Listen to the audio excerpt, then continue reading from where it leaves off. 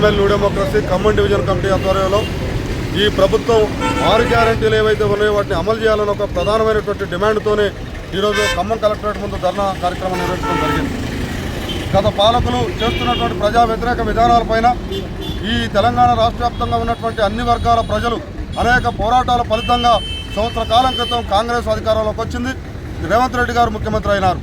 ఆనాటి నుండి ఈనాటి వరకు కూడా వాళ్ళు ఇచ్చినటువంటి హామీలు ఏవైతే ఉన్నాయో వాటిని అమలు చేయకుండా ప్రజల్ని మోసం చేస్తున్నటువంటి పరిస్థితి ఈ తెలంగాణ రాష్ట్రంలో కొనసాగుతూ ఉన్నది. 6 గ్యారంటీలు అని చెప్పి ప్రజలను మోసం చేస్తున్నటువంటి ఈ ప్రభుత్వమా మీరు వెంటనే ఎన్నికల మేనిఫెస్టోలో ఏదైతే అమలు చేస్తామని చెప్పారో వాటిని అన్నింటినీ కూడా 420 హామీలని అమలు చేయాలని, అంతేకాకుండా ఈ 6 గ్యారంటీలు ప్రధానంగా రైతు రుణమాఫీని చేయాల్సినటువంటి మీకు బాధ్యత ఉంది, వెంటనే మీరు రుణమాఫీ చేయాలని చెప్పి ఈ సందర్భంగా కోరుతా ఉన్నాం.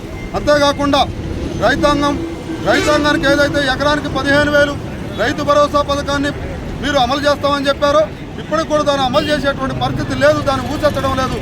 వెంటనే వాటిని అమలు చేయాలి. ఎకరానికి 15,000 రైతు భరోసాని వెంటనే ప్రారంభించాలి.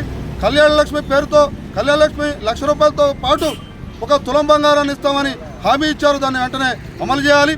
తెలంగాణ రాష్ట్ర వ్యాప్తంగా ఉన్నటువంటి వృద్ధులు, వికలాంగులు, వితంతువులు, పెన్షన్దారులు ఎవరైతే ఉన్నారో వాళ్ళందరినీ కూడా మీరు పెన్షన్లు పెంచుతామని చెప్పారు, వెంటనే ఆ పెన్షన్లు పెంచేటువంటి కార్యక్రమాన్ని వెంటనే ప్రారంభించాలని ఈ సందర్భంగా మేము ప్రభుత్వాన్ని డిమాండ్ చేస్తూ ఉన్నాం.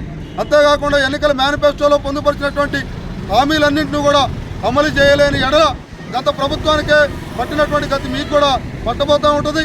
తెలంగాణ రాష్ట్ర వ్యాప్తంగా సిపిఎంఎల్ న్యూ డెమోక్రసీ పార్టీ ఆధ్వర్యంలో దశల వారీ కార్యక్రమాలను, దశల వారీ పోరాటాలని నిర్వహించాల్సినటువంటి పరిస్థితి ఉంటుంది అని చెప్పి ప్రభుత్వాన్ని మేము హెచ్చరించడం జరుగుతూ ఉంది.